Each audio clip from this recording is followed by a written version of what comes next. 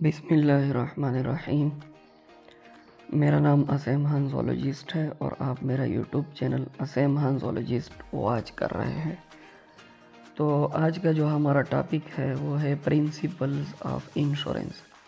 لیکن ٹاپک شروع کرنے سے پہلے آپ سب سے میری یہ ریکویسٹ ہے کہ آپ لوگ اگر اس چینل پر نئے ہیں اور ابھی تک آپ لوگوں نے میرا یوٹیوب چینل اسیم خان زولوجسٹ سبسکرائب نہیں کیا تو آپ میرے یوٹیوب چینل اسیم خان زولوجسٹ کو سبسکرائب کریں، اس ویڈیو کو اینڈ تک واچ کریں اور اپنے فرینڈ کے ساتھ شیئر کریں۔ اب ہم بات کرتے ہیں پرنسپل آف انشورنس، یعنی جو انشورنس کے پرنسپل ہے یا بیمہ کی جو اصول ہے اس کے مطابق آج ہم اس ٹاپک کی مزید ایکسپلینیشن کریں گے۔ اس سے پہلے ہم نے انشورنس کے حوالے سے 2 اور ویڈیو بنائی ہے۔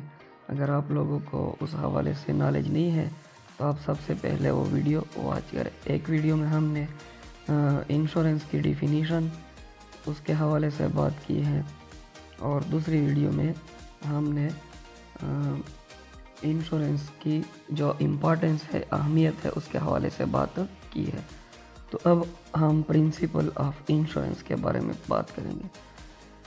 تو اس میں سب سے پہلا آتا ہے utmost good faith, both parties must dissolve all relevant information honestly and transparently، یعنی انتہائی نیک نیتی، دونوں فریقوں کو تمام متعلقہ معلومات کو ایمانداری اور شفافیت کے ساتھ ظاہر کرنا چاہیے۔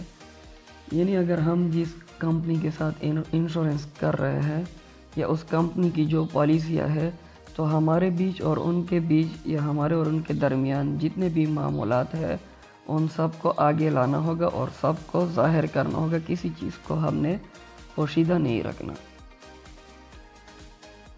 انشوربل interest, the insured must have a legitimate financial interest in the subject matter of the insurance۔ بیمہ کے قابل سود یعنی جو انٹرسٹ ہوتا ہے اس پہ، تو وہ کیا ہوگا، بیمہ کرنے والے کا بیمہ کے موضوع میں جائز مالی مفاد ہونا چاہیے۔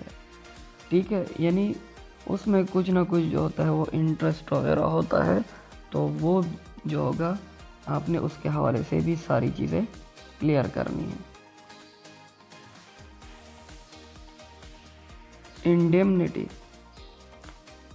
Insurance aims to restore the insured to the same financial position as before the loss without providing a profit, یعنی جو معاوضہ ہے اس کا کیا ہوگا، بیمہ کا مقصد بیمہ شدہ کو منافع فراہم کیے بغیر نقصان سے پہلے مالی حالت میں بحال کرنا ہے۔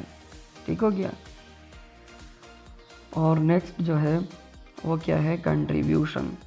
If the insured has multiple insurance policy covering the same risk, each insurer share the cost of the claim proportionally، یعنی جو شراکت ہے، اگر بیمہ کنندہ جس شخص نے بیمہ کیا ہے کے پاس ایک ہی خطرے کا احاطہ کرنے والی متعدد انشورنس پالیسیاں ہے تو ہر بیمہ کنندہ دعوے کی لاگت کو متناسب کے طور پر شیئر کرتے ہیں، یعنی اس میں اس کا جتنا حصہ ہوگا، جتنا اس کا حساب کتاب بنتا ہے وہ اس کو دیا جائے گا۔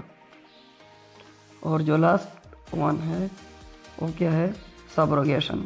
After compensating the insured, the insurer assumes the right to pursue legal action against third party responsible for the loss۔ یعنی اس کا کیا مطلب ہوا کہ جو سبروگیشن ہے اس میں کیا ہوتا ہے کہ بیمہ شدہ کو معاوضہ دینے کے بعد، یعنی جس شخص نے انشورنس کیا ہے اس کو جب وہ پیمنٹ کرتے ہیں، ادائیگی کرتے ہیں، اس کے بعد کیا ہوتا ہے، بیمہ کنندہ نقصان کے ذمہ دار فریق ثالث کے خلاف قانونی کارروائی کرنے کا حق قبول کرتا ہے۔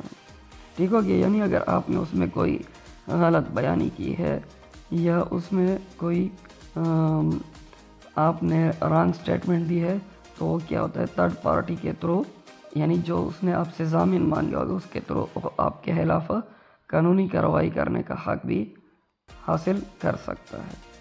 تو یہ ایک آج کا چھوٹا سا لیکچر تھا پرنسپل آف انشورنس کے حوالے سے۔ تو آئی ہوپ انشاءاللہ آپ کو آج کے لیکچر کی سمجھ آئی ہوگی۔ پھر بھی ایسا کوئی ویور ہو جس کو کسی بھی پوائنٹ کی سمجھ نہ آئی ہو تو وہ کمنٹ سیکشن میں پوچھ سکتا ہے۔ Thank you.